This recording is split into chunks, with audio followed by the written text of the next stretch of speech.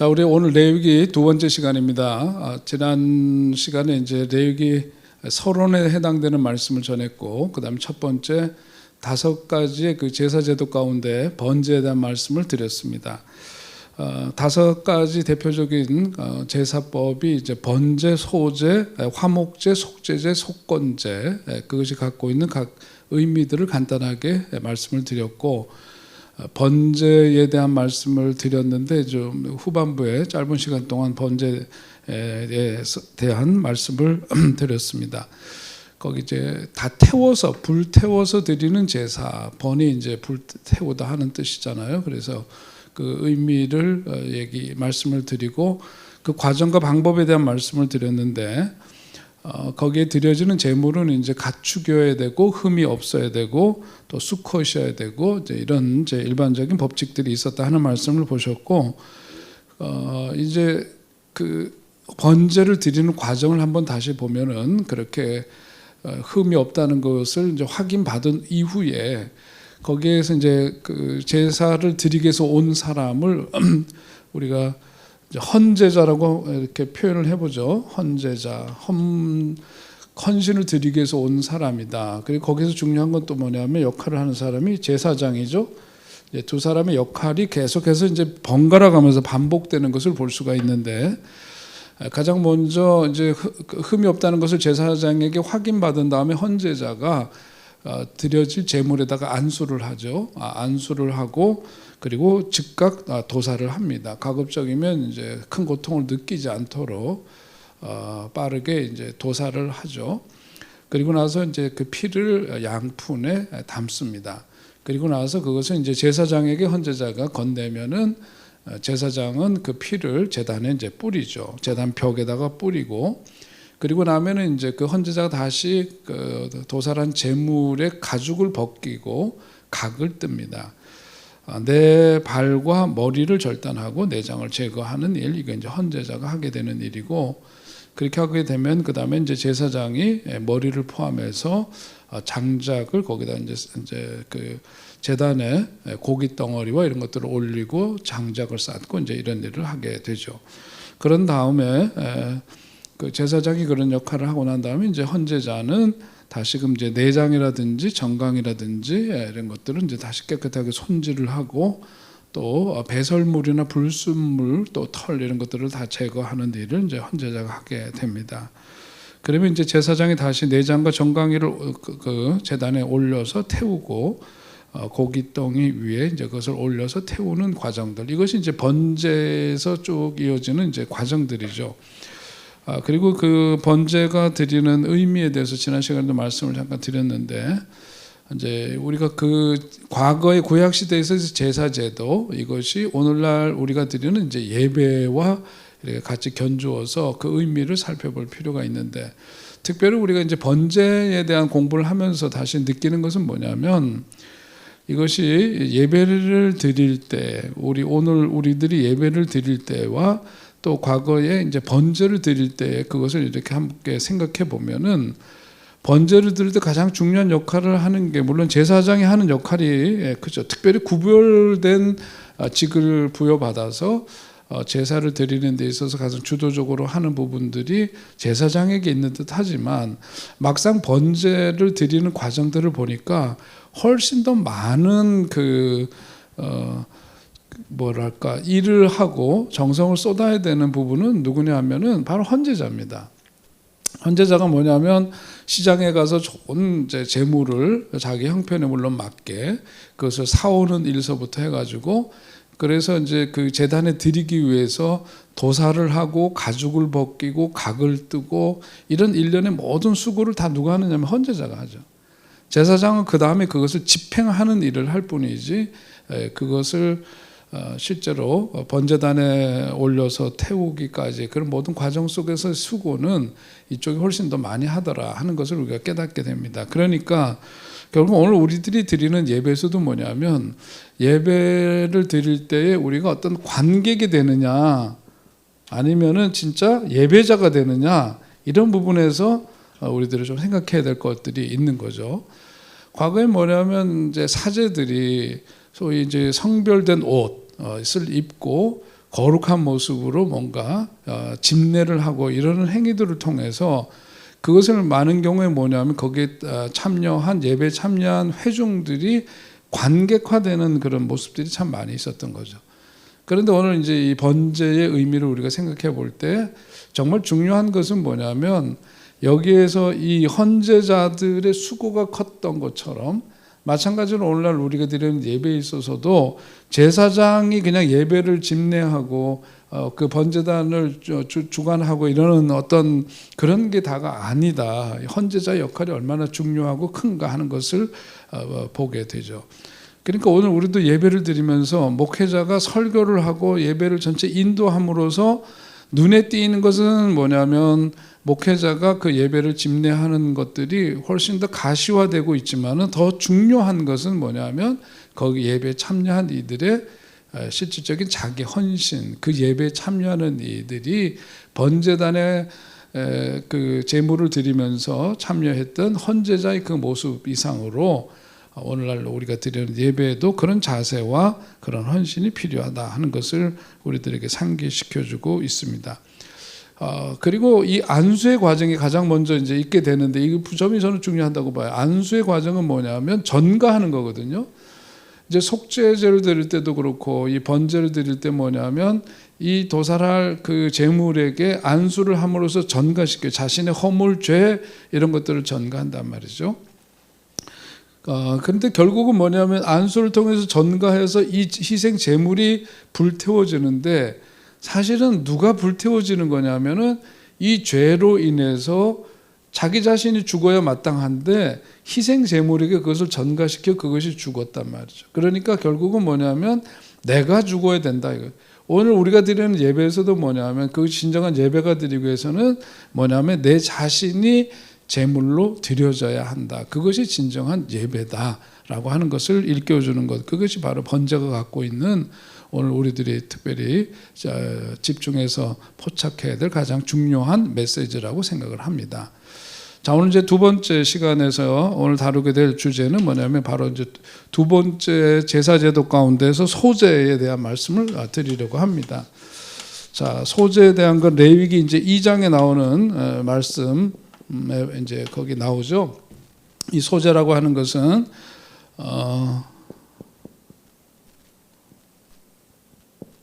소제. 그렇게 해서 이게 뭐냐면 우리가 소복을 입다 할 때에 소복이 뭐죠? 하얀 옷을 의미하죠. 그냥 그렇게 하얗다 이런 뜻이에요. 소제 할 때. 자, 이 희다. 그러니까 가장 대표적으로는 이제 흰 곡식 그게 뭐냐 밀가루죠. 밀가루가 가장 이제 고운 그리고 가장 흰빛을 띠고 있는데 소제는 바로 이렇게 피로 드리는 제사가 아니라 곡식을 가지고 드리는 제사 그것을 일컬어서 이제 소제라고 이야기를 합니다. 자, 이 밀가루가 하얗기 때문에 그렇게 부른다고 했는데 히브리어로 보니까 민하라고 소제라고 하는 의미가 그렇게 되어 있는데요. 이것은 민하라고 하는 것은 선물 혹은 이제 곡물을 뜻합니다. 예를 들어서 이제 야곱이 형에게 바친 선물 그때 그 선물이 뭐냐면 바로 히브리어로 민하라고 되어 있어요. 민하 일종의 곡물 같은 거죠. 개인적인 선물뿐만 아니라 예물 그리고 어떤 속국이 종주국에게 이제 바치는 걸 우리가 곡물이라고 하는데 그런 것들을 통칭해서 우리 이제 민하라고 하는 이제 히브리어를 씁니다. 그것이 한편으로는 뭐냐면 곡식제를 드릴 때 곡물을 가지고 피의 제사가 아니라 곡식을 가지고 하나님 앞에 제사를 드리는 것. 그래서 이제 속죄는 다시 이제 그 풀어서 설명하자면 곡식제에 해당되는데요. 영어식으로 표현을 하자면은 그 뭐냐 grain 곡물이라는 거죠. 알갱이 곡물인데 grain offering 혹은 우리 이제 아침에 먹는 시리얼이라고 하는데 그런 이제 시리얼 오퍼링, 그다음 밀 음식이죠. 그러니까 밀 오퍼링 이런 식으로 표현을 하는데 아무튼 다른 이제 제사에서와는 다르게 피가 아닌 곡물로 드리는 제사다. 그것이 이제 소제다. 그것을 이해하면 되겠습니다. 자, 그래서 소제라고 했을 때 그 문자적인 뜻 자체는 무늬나 장식이 없는 하얀 제사. 앞에서 얘기했던 거죠. 소복이라고 하는 우리가 장례 치를 때 입는 그런 하얀 옷을 의미한다 하는 말씀을 드렸는데, 이것처럼 이제 하얀 밀가루로 주로 드리는 그런 제사였습니다.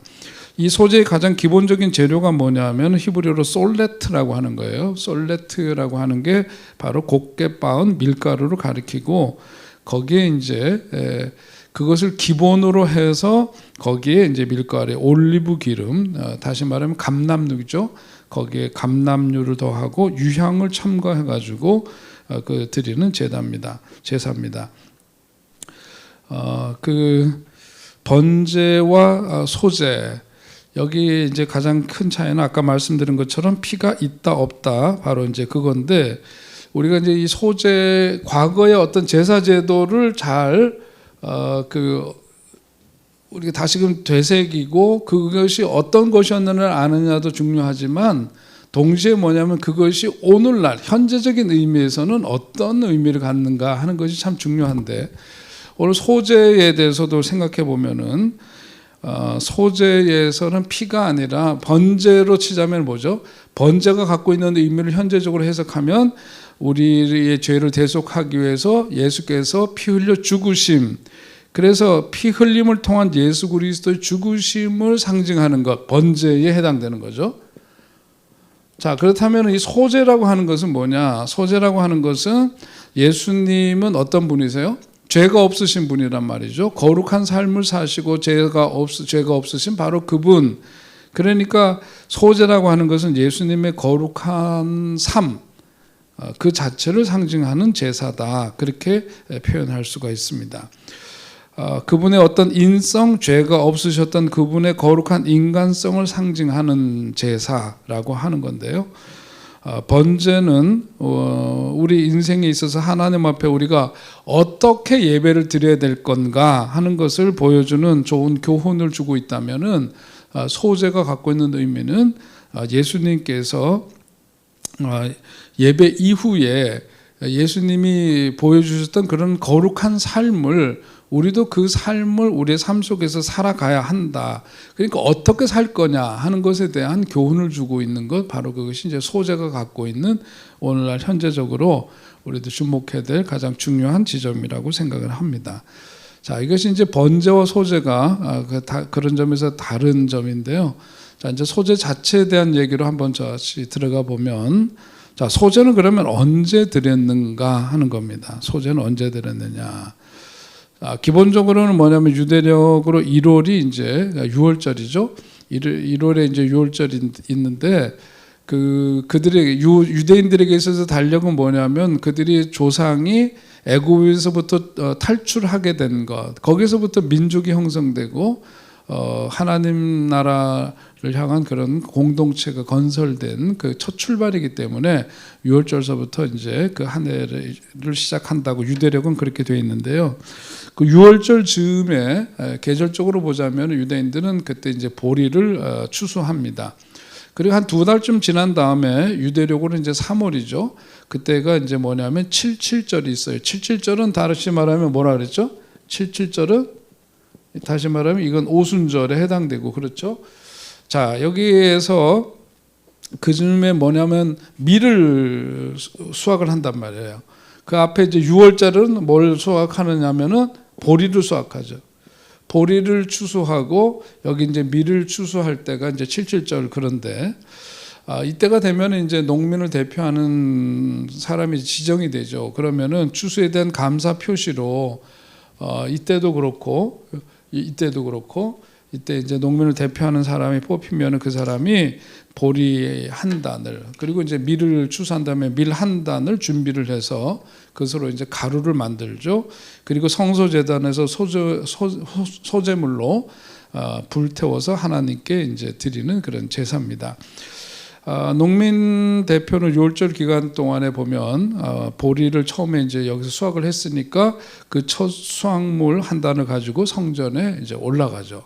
성전에 올라가고 제사장이 그것을 볶아서 추수감사의 소제로 하나님께 드립니다. 그것이 이제 그 소제로 드리는 제사, 정기적으로 드리는 제사고요. 그 다음에 보면은 50일이 지난 77절, 그때가 되면은 오순절, 농민 대표가 또 자기 밭에서 누렇게 연근 뭐를요? 밀을 이제 그때 한 단 추수해가지고 빻아서 가루로 만들고 곡식 가루로 소재로 드릴 그 떡을 만들어요. 떡 2개를 정성스럽게 빚은 다음에 성소로 가져갑니다. 그러면 그것을 이제 하나님 앞에 바치게 되면 이제 그때서부터 본격적으로 첫 단을 하나님 앞에 드리고 보리의 첫 수확단을 그리고 밀의 첫 수확단을 그렇게 해서 하나님 앞에 드린 다음에 본격적인 이제 추수가 시작이 되는 거예요.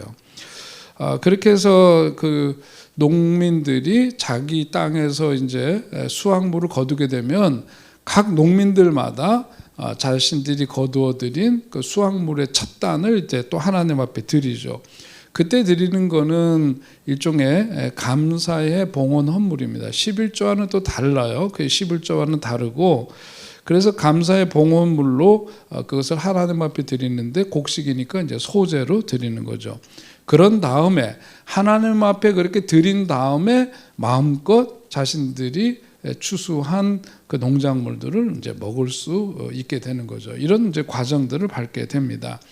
그것뿐만 아니라 이제 소재로 드려지는 그런 이제 예식들이 언제 또 쓰여지느냐 하면은 이제 제사장을 임명할 때도 이제 소재로 드리고요.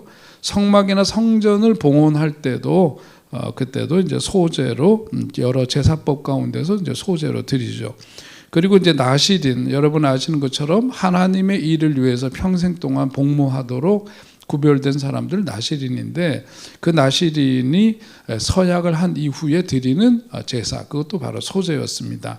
그리고 이제 한센병 환자 다시 말해서 이제 문둥병 환자가 병 고침을 받은 다음에 제사장에게 와서 확인을 받죠. 그래서 이제 다 나았다라고 하는 선언이 있게 되면 그 다음에 이제 감사의 의미 그리고 한편으로는 뭐냐면 이제 사람들과 격리되어서 살았던 그런 삶에서 문둥병에서 해방이 되어 일반 사회로 다시금 복귀하게 되는 새로운 인생을 살게 되었다 하는 의미에서 그때 드리는 제사가 바로 이제 소제로 하나님께 제사를 드렸습니다.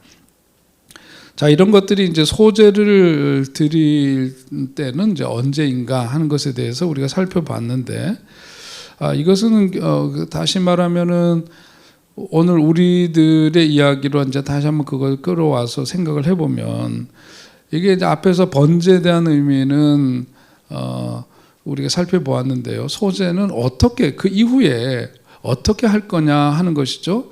예수님 사셨던 그런 거룩한 삶을 우리들의 삶 속에서 어떻게 현재화할 거냐 하는 것처럼 구원을 받고 나서 구원 다음에 더 중요한 것이 뭐죠? 구원을 받는 것 자체도 중요하지만 구원받은 이후에 우리가 어떻게 살 것인가 하는데 그 초점이 들여져 있어야 하는데 바로 그 점을 상기시켜주는 이제 제사 그게 이제 바로 소제라고 할 수 있습니다. 자, 그 내용을 한번 들어가 보면 이런 거죠. 자, 세 번째, 무엇으로 소제를 드렸는가 하는 겁니다. 그 내용을 이제 하나씩 짚어보면서 그 의미를 오늘 우리들의 이야기로 다시 한번 재해석해 볼 필요가 있는 거죠. 자, 소제는 앞서 말씀드린 것처럼 하얀 가루인데 대표적으로 대개는 이제 밀가루죠. 그런데 이 소제로 드리는 때는 반드시 뭐냐면 그것을 곡식 나달 그대로 드리는 게 아니라 고운 가루로 드렸다라고 하는 거죠. 고운 가루로 드립니다. 자, 그래서 오늘 성경 말씀 읽겠습니다. 레위기 2장 1절로부터 2절까지의 말씀인데요. 거기 한번 같이 읽도록 하겠습니다. 누구든지 소제 예물을 여호와께 드리려거든 고운 가루로 예물을 삼아 그 위에 기름을 붓고 또 그 위에 유향을 놓아 아론의 자손 제사장들에게로 가져갈 것이요 제사장은 그 고운 가루 한 움큼과 기름과 그 모든 유향을 가져다가 기념물로 제단 위에서 불사를 지니 이는 화제라 여호와께 향기로운 제사니라. 아멘. 네. 번제도 하나님 앞에 드려지면서 향기로운 제사다 그랬는데 소제를 드리면서도 그것이 하나님 앞에 드려진 향기로운 제사라고 이렇게 표현하고 있는데요. 자, 여기서 이제 무엇으로 드렸나? 고운 가루로 드렸다. 그 고운 가루의 가장 기본적인 재료는 뭐냐면 물론 이제 보리로 그렇게 드렸던 유월절 땐 그러지만은 추수한 다음에 그렇게도 하지만은 기본적으로는 뭐냐면 밀가루로 드린단 말이에요. 기본 재료는 밀가루입니다. 그 아까 말씀드린 것처럼 극히 예외적으로 보리를 가루로 빻아서 이렇게 드리는 경우들도 있지만 가장 기본적으로 이제 밀가루로 드리게 되는데, 밀가루가 소재의 기본 재료가 된 이유는 뭐냐면 밀이 보리보다 훨씬 가치가 높았다라고 해요. 밀이 또한 주식이었습니다. 그러니까 밀농사가 가장 중요했고 값도 보리보다 훨씬 더 비쌌는데 하나님 앞에는 항상 최고 최선의 예물을 드리고 제사를 드리고자 하는 그런 마음이 거기에 담겨져 있죠. 아주 희고 고운 가루가 예물이 되어야 한다 하는 것이 거기에 핵심입니다. 아주 희고 고운 가루. 그러니까 이것을 이제 보면 예수님의 삶이 그러했죠. 예수님의 일생이 그렇게 흠없는 일생이었습니다. 죄가 없는 거룩한 삶이었죠. 그런데 그 삶 자체를 성부 하나님 앞에 온전히 드렸던 것처럼 오늘 우리가 예수님을 따르는 예수님의 제자들이라면 우리도 그렇게 거룩한 삶을 하나님 앞에 드릴 수 있어야 한다 하는 것이 오늘 이제 처음 고운 가루로 드려라 하는, 고운 가루가 갖고 있는 의미에는 바로 이제 이런 뜻이 있죠. 자, 그런데 보십시오. 한번 생각해 보면은 고운 가루로 드려야 된다고 했을 때 이 고운 가루가 되기 위해서는 어떻게 되죠? 처음에는 밀가루를 이제 생각한다면 미랄이 있죠. 미랄이 있는데 이 미랄이 어떻게 해야 됩니까? 미랄이 어떻게 고운 가루가 되죠? 이것은 바로 맷돌에 의해서 갈려져야 돼요. 갈아서. 미랄 알갱이 자체가 뭐냐면 곱게 갈아져야 되죠. 그래야지 뭐냐면 고운 가루가 됩니다. 그러니까 오늘 이 말씀의 이런 과정으로 보자면은 우리가 하나님 앞에 드려지는 예배자로서의 삶이라고 하는 것은 뭐냐면 하나의 어떤 알갱이로 존재하죠. 우리는 알갱이가 있는데 물론 이 알갱이 속에는 이런 모래알이나 이런 것과는 다르게 뭐가 있어요? 생명이 있어요. 생명이 있는데 이 알갱이 자체로 존재하는 것이 아니라 뭐냐면 맷돌에 의해서 갈아져야 돼요. 그 모양과 형체가 부서져야 되죠. 우리가 찬양할 때 부서져야 하리 깨어져야 하리 이런 찬양을 부르는 것처럼 하나님 앞에 드려지는 참된 예배자의 모습은 뭐냐? 맷돌에 갈아지듯이 내 자신은 깨어지고 내 자아는 부서지고 깨어지고 고운 가루로 흠없이 곱게 어떻게 하나님 앞에 고운 가루로 드려지는 그런 삶이 되어야 한다 하는 겁니다. 그래서 미랄이 이렇게 되려면 어떻게 돼? 이렇게 되려면 이것도 뭐 땅에 떨어져 죽어야지 되고 그것에서부터 그래야만 역사가 일어나죠. 예수님께서도 한 알의 밀이 땅에 떨어져 죽지 않으면 한 알 그대로 있고 죽으면 많은 열매를 맺느니라 그랬는데 이게 어떻게 되느냐면 그냥 그대로 존속하는 게 아니라 갈아지고 으깨어져 가지고 결국은 이제 이런 모습으로 변화가 되는 거죠. 우리의 삶이 그래야 된다. 내 모습 그대로는 안 된다. 있는 거 내 자아 그대로가 아니라 주님 앞에서 부서지고 깨어짐으로 고운 가루로 변화되어지는 것, 소재에서 볼 수 있는 가장 우리를 향한 중요한 메시지 가운데 하나입니다. 자, 두 번째는 뭐냐면 기름과 유향을 섞으라 그렇게 말했죠. 레위기 2장 2절에 있는 그 우리가 읽은 말씀에 거기 보면 그 고운 가루 한 움큼과 기름과 그 모든 유향을 주의 제단 위에 태운다 그랬습니다. 소재를 위해서 밀가루를 제사장에게 가져가면은 이제 제사장이 하는 역할이 이제 그런 거예요. 여기서 한 움큼 위에서 움켜쥐는 그런 방식이 아니라 여기서 한 움큼이라고 하는 것은 뭐냐면 이제 기름과 유향이 손에 다 이제 묻겠죠. 기름이 스며든 그 유향을 얹은 밀가루 윗부분을 손으로 떠서 손바닥에 이제 올리는 방식으로 이렇게 짚는 게 아니라 이렇게 떠서 그렇게 해서 그 위에 부분을 이렇게 뜨게 되는 거죠. 그럼 대부분의 밀가루는 이제 사실은 남아요. 근데 지극히 그것을 일컬어서 우리는 지극히 거룩한 것이다. 레위기 2장 3절과 10절에 보면 그렇게 표현하고 있는데 나머지 부분들 이렇게 빻은 그 가루들 위에서 이렇게 유향과 이런 것들이 섞여서 위에는 윗부분 그것을 다 들어서 이제 제단에 드려지는데 나머지 남은 것들은 누구의 몫이냐면 이제 제사장의 몫이 됩니다. 제사장들의 몫으로 돌아가고 제사장들은 성막에서 이제 하나님의 일을 하면서 거기에 이제 그 드려졌던 그것으로 떡을 만들어서 먹게 되죠. 그래서 우리가 이제 성소에 대한 공부를 했잖아요. 그럴 때 이제 지성소 앞에 있는 성소에서 제사장들이 역할을 할 때 거기에 보면 뭐가 있어요? 거기에 보면 촛대가 있고 금촛대가 있고 한편에 뭐가 있어요? 떡상이 있죠. 거기에 이제 떡이 바로 소재로 드려졌던 이것으로 빚어진 떡을 가지고 그것을 먹고 이제 제사장들이 성소에서 이제 일을 했던 거죠. 자, 거기에서 이제 기름과 유향을 섞으라 그렇게 말했는데, 오늘 본문에 이제 우리 2장 1절로 2절에서 나와 있는 그 말씀대로 제단에서 태워지는 소재물들을 일컬어서 통칭하니까 오늘 본문에 뭐라고 되어 있어요? 기념물이라고 표현하고 있죠. 기념물이다 이렇게 통칭하고 있는데, 이걸 이제 여기에서 이제 중요한 것은 기름을 부어라, 그 다음에 유향을 놓아라, 그리고 그것을 기념물로 제단 위에서 불살라라 하는 것이 이제 가장 요절 핵심이 되는 말씀이죠. 자, 이걸 보면 하나님 앞에 드리는 이제 소재에서 보게 되는 것은 기름을 붓고 유향을 놓고 그 다음에 그것을 불사르고 이제 이런 과정들이 이제 소재를 통해서 이제 드려지는 이제 일종의 방법인데, 자, 그것을 이제 갖고 있는 의미를 예수님의 삶과 한번 연결시켜서 생각을 해보면, 예수님의 삶 자체가 뭐냐면 어떻게 되죠? 태어나실 때부터 어떻게 잉태되었어요? 성령으로 잉태되었다 그랬습니다. 30세가 되었을 때 공적인 생애를 시작하시면서 요단강에서 세례를 받고, 그 다음에 세례를 받으실 그때 하늘문이 열리면서 하늘에서부터 들려오는 음성이 있었다 그랬어요. 그래서 하나님의 음성이 이는 내 사랑하는 자요 그러면서 이제 너희는 그의 말을 들으라 뭐 이러면서 이제 하늘문 열리면서 거기에 뭐가 임했다 그러죠? 비둘기 같은 성령이 그분에게 임했다 그렇게 전하고 있습니다. 그리고 예수님께서 이제 공생의 사역을 본격적으로 시작하실 때에 그때도 뭐냐면은 이제 회당에서 첫 번째로 그 설교를 하실 때 성경을 열어서 말씀을 하셨는데, 그 본문이 뭐였느냐면 이사야서 있는 61장에 있는 말씀이었죠. 거기에 이제 보면 누가복음 4장 17절부터 18절에 있는 바로 그 말씀입니다.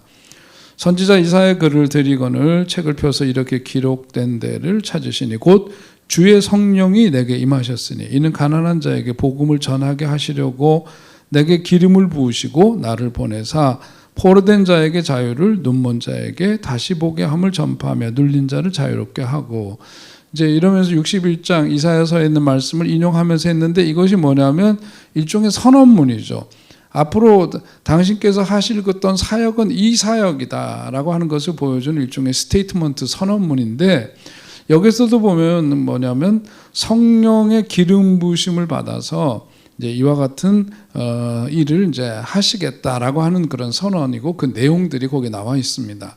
그러니까 어떻게 되죠? 이 얘기 줄거리를 쭉 보면 예수님의 탄생과 그리고 이제 세례를 받으시고 공생애를 시작하시고 이런 모든 일련의 과정들이 다 뭐로 이루어지는 거죠? 성령으로 말미암은 거예요. 성령으로 기름 부으심을 받은 그런 생애였다 하는 것을 알 수 있고, 여기에 이제 기름과 유향이 갖고 있는 의미가 바로 그거죠. 기름이라고 하는 것은 뭐예요? 성령의 사역을 의미합니다. 성령님의 사역을 의미하는 것이 바로 기름이라면 유향은 기도를 상징하는 거죠. 그래서 여기 나오는 어떤 그 기름과 유향이라고 하는 것이, 이것이 소재에서 이것이 섞으라고 했는 밀가루도 이걸 섞는데, 이거 자체가 뭐냐면 예수님의 삶과 같단 말이죠. 예수님의 삶과 같다. 그러니까 성령님의 역사하심과 기도, 이것이 예수님의 삶에 일관되게 적용되는 그런 모습이었다, 그런 거죠.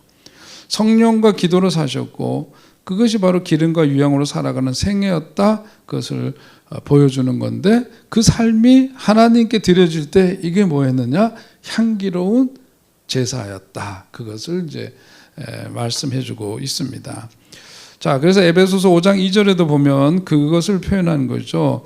그리스도께서 너희를 사랑하신 것 같이 너희도 사랑 가운데서 행하라. 그는 우리를 위하여 자신을 버리사 뭐가 되었대요? 향기로운 제물과 희생 제물로 하나님께 드리셨느니라. 이렇게 말씀하고 있습니다. 예수님은 자신을 하나님 앞에 향기로운 제물로 드렸다. 그의 일생이 향기로운 제물로 드려지기 위해서는 어떻게 됐느냐? 성령의 기름 부으심이 있었고 하나님 앞에 무릎 꿇는 기도가 있었다, 그거죠.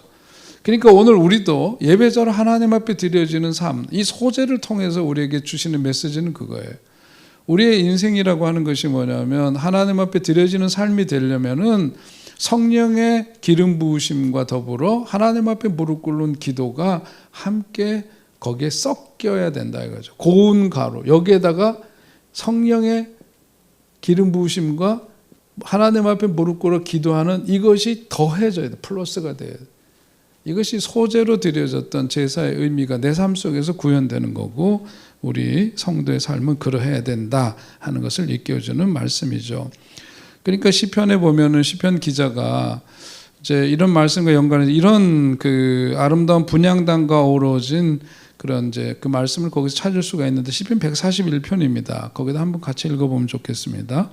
나의 기도가 주의 앞에 분향단과 같이 되며 나의 손드는 것이 저녁 제사같이 되게 하소서 그랬습니다. 이게 바로 요 말씀을 그대로 자기의 생활 속에서 표현하고 있는 그런 소망이고 그런 모습이라고 할 수 있죠. 예수님의 어떤 그 짤막한 인생 자체가 성령으로 이끌심을 받고 기름 부음을 받은 그런 생애였다. 기도로 계속해서 하나님 앞에 자신을 드리는 그런 생애였다. 그렇다면 오늘 예수님의 뒤를 따르려고 하는 성도들, 예수님의 제자 되기를 원하는 우리들의 삶은 어떠해야 했느냐. 예수님도 성령을 구하며 사셨고 기도하며 사셨는데 오늘 우리들에게는 얼마나 그것이 더 중요하겠나 하는 것을 일깨워주는 말씀이죠. 고운 가루로 드려졌다 하는 말씀. 거기 고운 가루와 더불어서 그 다음에 유향과 또 기름이 다 거기에 섞였다 하는 의미는 바로 이제 그런 뜻을 갖고 있습니다. 자, 세 번째로 무엇으로 또 들었느냐 하면 거기에 소금을 쳐야 했습니다. 이게 참 중요합니다. 소금. 여기에서 중요한 것이 참 그 레위기 2장 13절에 있는 말씀을 우리가 읽겠습니다. 13절 시작. 내 모든 소재물에 소금을 치라. 내 하나님의 언약의 소금을 내 소재에 빼지 못할지니 내 모든 예물에 소금을 드릴지니라. 아멘. 자, 여기 소금을 치라 거기에다가 이게 참 중요한 의미입니다. 고대 근동 지방에 보면 이 소금이 갖고 있는 의미가 굉장히 컸어요. 동맹이나 친목이나 어떤 약속을 의미할 때 충성의 맹세를 할 때에 사용되는 것이 바로 소금이었습니다. 특별히 이제 바벨론 같은 경우에 계약의 동맹을 위해서는 양자가 앉으면 소금을 먹었대요. 페르시아 왕실에서는 신하들이 왕 앞에서 충성을 맹세할 때에 소금을 먹었다고 전해집니다. 또 유목민들 하면 대표적으로 이제 우리가 베두인을 떠올릴 수 있는데 그 베두인의 전통 속에서도 보자면은 유랑하는 가족 단위 간의 상호 동맹과 보호의 표시로 서로 소금을 먹는 그런 관행이 있었다라고 하는 거죠. 그래서 우리 사이에 소금이 있다 하는 것이 이제 그들의 속담입니다. 우리들 사이에 소금이 있다. 그건 우리가 그만큼 친밀하고 특별한 관계 속에 있다라고 하는 것을 보여주는 이제 그런 표현이죠. 자, 이것이 그 사람들 간의 어떤 그 관계의 결속을 말해주는 건데 오늘 레위기 2장 13절에도 보니까 내 하나님의 언약의 소금이다 그렇게 묘사되고 있습니다. 예수님께서도 이에 대한 말씀이 이거 소금과 관계된 말씀이 이제 마가복음 9장 50절에 있는 말씀이죠.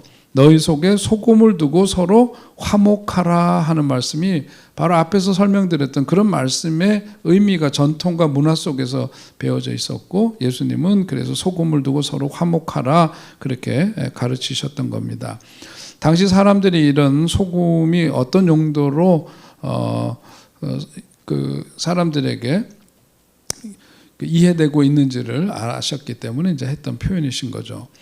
레위기 2장 13절 우리 지금 읽은 말씀 속에도 있는 것 다시 보면 내 모든 예물에 소금을 드릴지니라 그 후반부에 나오는 말씀인데 여기 이제 모든 짐승 제물에도 소금을 치라는 그런 명령이죠. 그러니까 모든 예물 그러니까 이 소재도 그렇고 또 짐승을 잡아서 드리는, 가축을 잡아서 드리는 그런 제물에도 소금을 치라.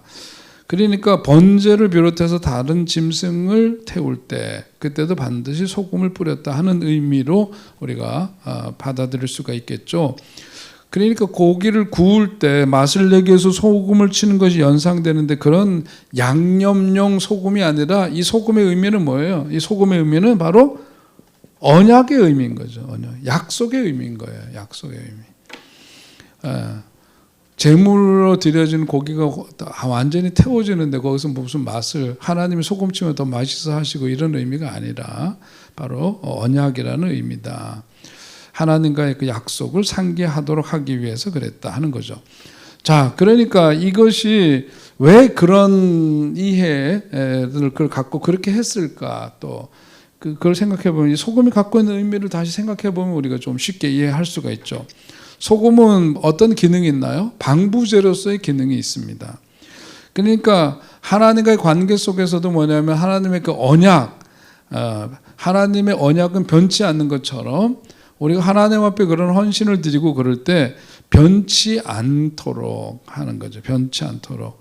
모든 제물에 소금을 뿌려서 그 의미를 각인시키는 의미가 있는 거죠.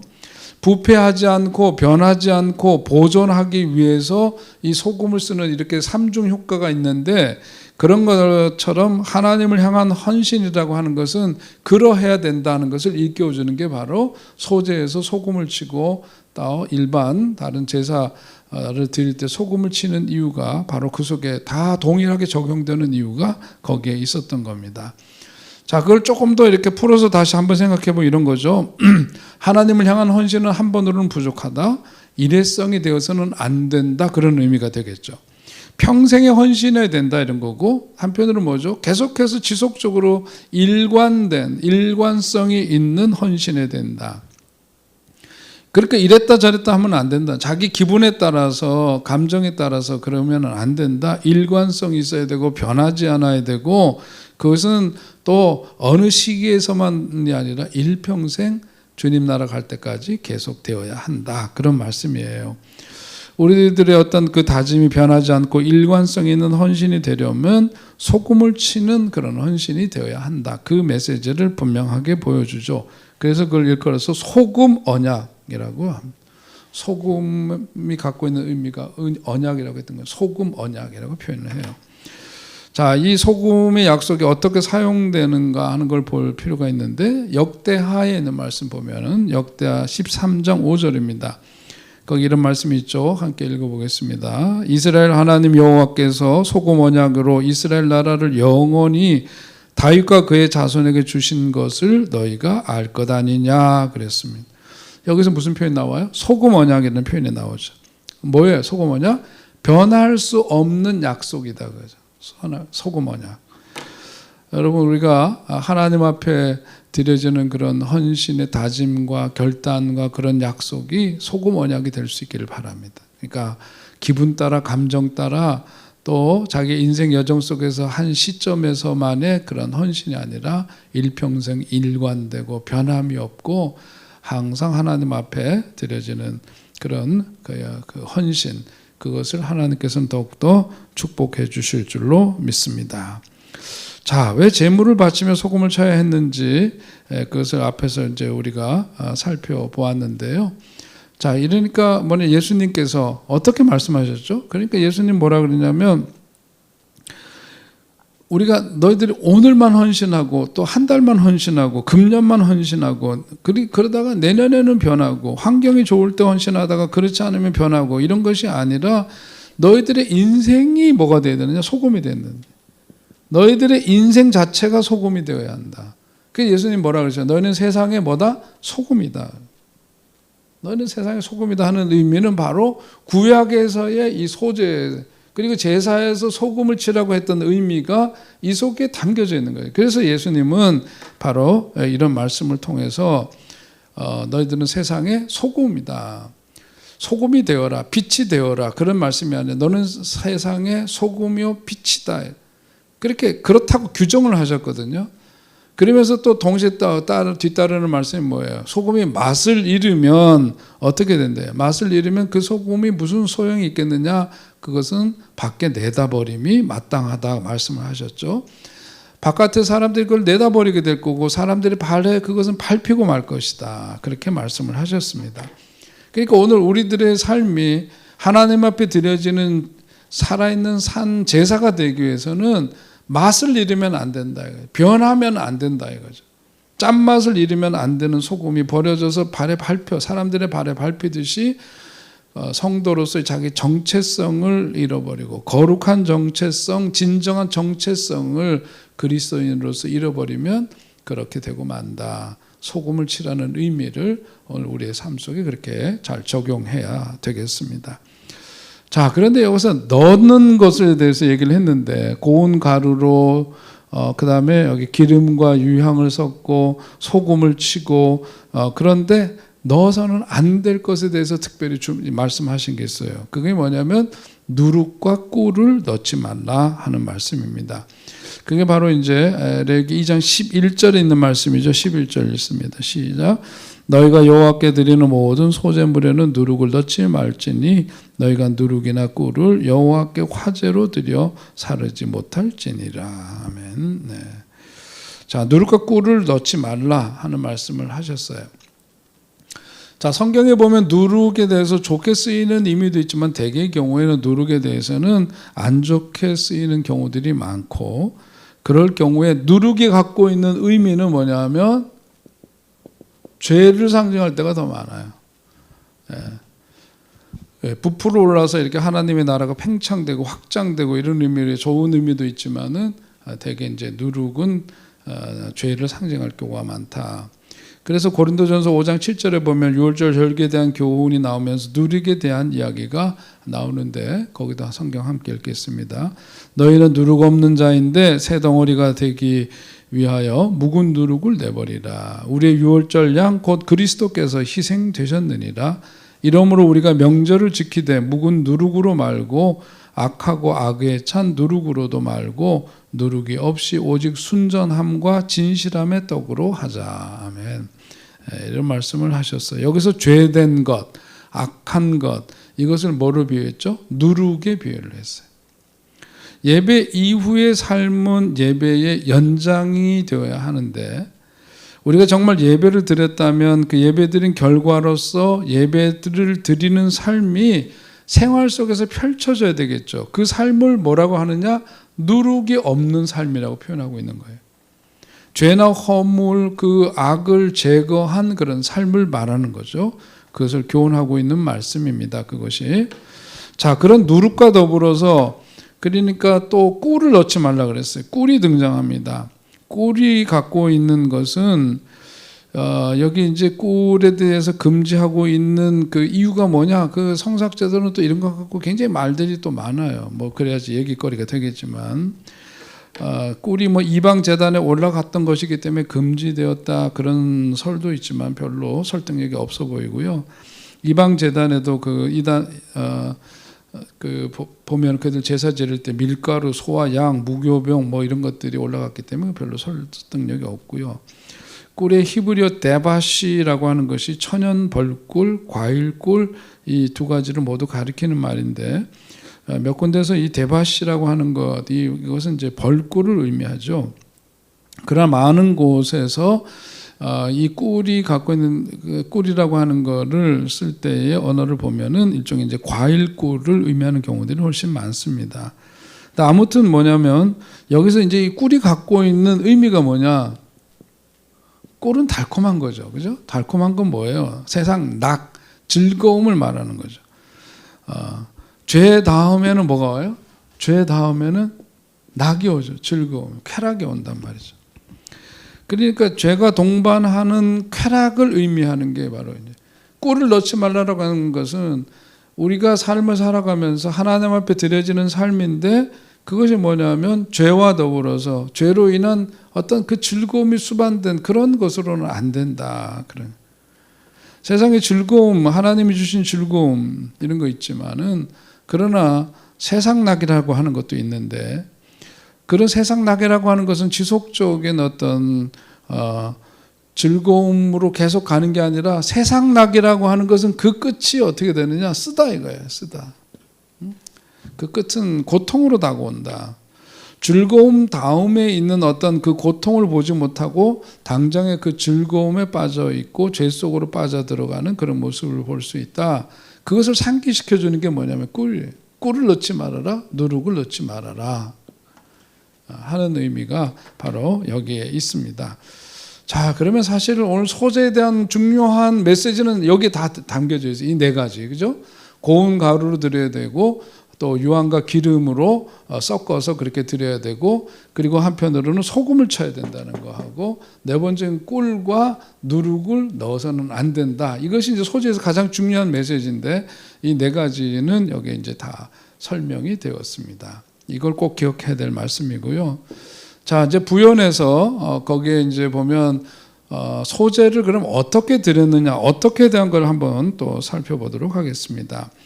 자, 밀가루가 그 소재의 가장 기본적인 재료이긴 했는데 그것이 이제 감당하기 어려운 경우들도 좀 있었어요. 왜냐하면 거기에 뭐가 더해져야 되느냐면 유향이 더해졌단 말이죠.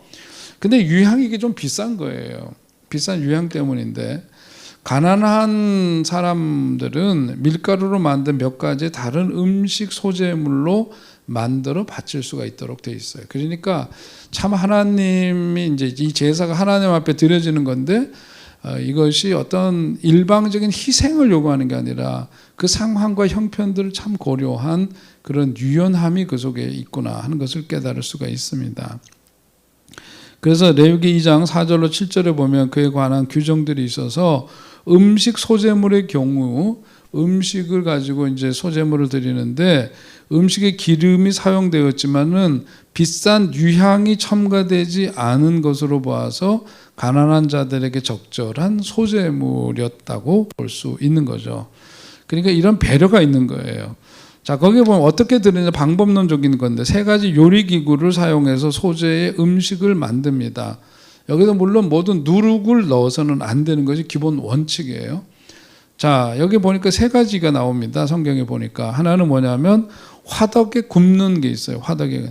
다시 말해서 기름을 섞은 무교병과 또 기름을 바른 무교전병이 있는데 화덕에다가 굽는 방법이 있어요. 화덕은 요즘 어디에 네팔이나 어디죠? 그 인도 음식으로 보통 이해하거든요. 인도 음식 가면 난이라고 하는 걸 먹잖아요. 그 카레하고 같이 카레를 발라서 먹는데 그 난이라는 밀가루 떡 같은 게 나오죠. 옛날 우리로 보자면 칼국수 이렇게 만들어서 집에서 칼국수 만들어서 이렇게 다 칼국수 썰고 나면 끝에 남은 밀가루 덩이 그거 이제 화덕에다 구워서 간식처럼 먹고 그랬던 것처럼 그런데 화덕이 이렇게 항아리처럼 이렇게 있으면은요 여기 안에 이제 불을 지폈죠. 그러면 이 벽면에 이 안에 이쪽 병에다가 이렇게 둥글둥글 말아서 턱턱 붙이는 거죠.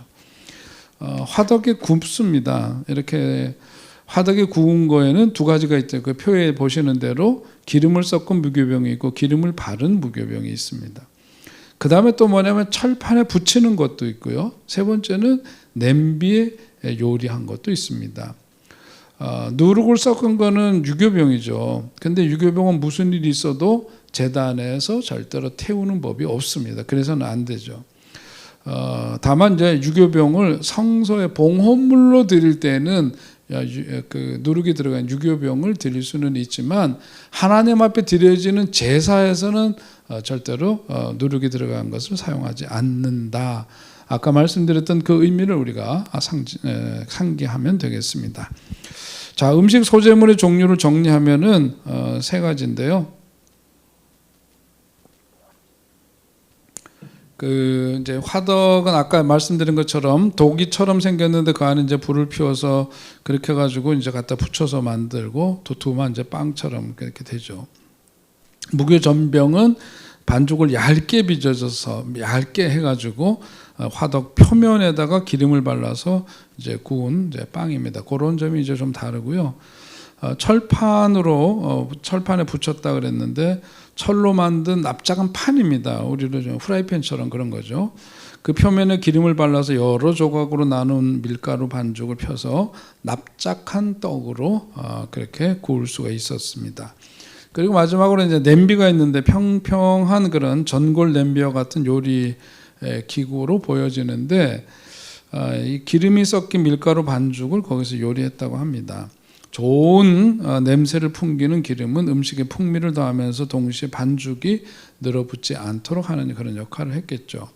자, 이런 건 이제 우리들이 쉽게 생각할 수 있는 그런 부분들인데, 아무튼 소재로 드릴 때 아까 말씀드린 것처럼 유향을 섞어서 이렇게 정성을 다해서 이렇게 드리는 소재가 있고, 그 다음에 음식물을 가지고 드렸던 것, 가난한 사람들을 위해서 그런 배려하면서 했던 그런 소재의 방법들이 있다는 것 기억하시면 되겠습니다. 자, 오늘 이제 소재에 대해서 한번 정리해서 말씀을 이제 끝으로 드리면, 이 소재라고 하는 제사는 거기 이제 레위기 6장 20절 말씀을 함께 먼저 보겠는데요. 거기 보면 이런 말씀이 있죠. 아론과 그의 자손이 기름 부음을 받는 날에 여호와께 드릴 예물은 이러하니라. 고운 가루 10분의 1 에바를 항상 드리는 소재물로 삼아 그 절반은 아침에 절반은 저녁에 드리되 그랬어요. 자, 소재에 대해서 이제 결론 부분에 가서 중요해야 돼. 아까 얘기했던 이 네 가지 꼭 기억하시기 바라고요. 네 가지 다음 주에 다시 여러분 질문할 때 답할 수 있도록 한번 이렇게 암기하시고 잘 이해하시면 좋겠고, 자, 여기 지금 이제 그 레위기 6장 20절에 있는 말씀에서 이제 아론과 그의 자손이 기름 부음을 받은 날에 했던 그런 이제 양식을 통해서 소재가 갖고 있는 걸 보면, 소재는요 아침에도 드리고 저녁에도 드렸다 그거예요. 그러니까 굉장히 간편하죠. 이것이 뭐 소 잡고 양 잡고 이런 것과는 달라요. 굉장히 이제 그 절차도 간소하고 그러면서 쉽게 곡물 가지고 드릴 수 있는 이런 이제 제사법인데, 이걸 오늘 우리들로 보자면 아침에도 드리고 소재를 또 저녁에도 드리고 왜 그렇게 했을까? 오늘 우리도 뭐냐면 새벽 기도를 하죠. 새벽 기도를 하고 하나님 말씀을 받고 찬송하고 몸과 마음이 다 경건한 가운데 있어요.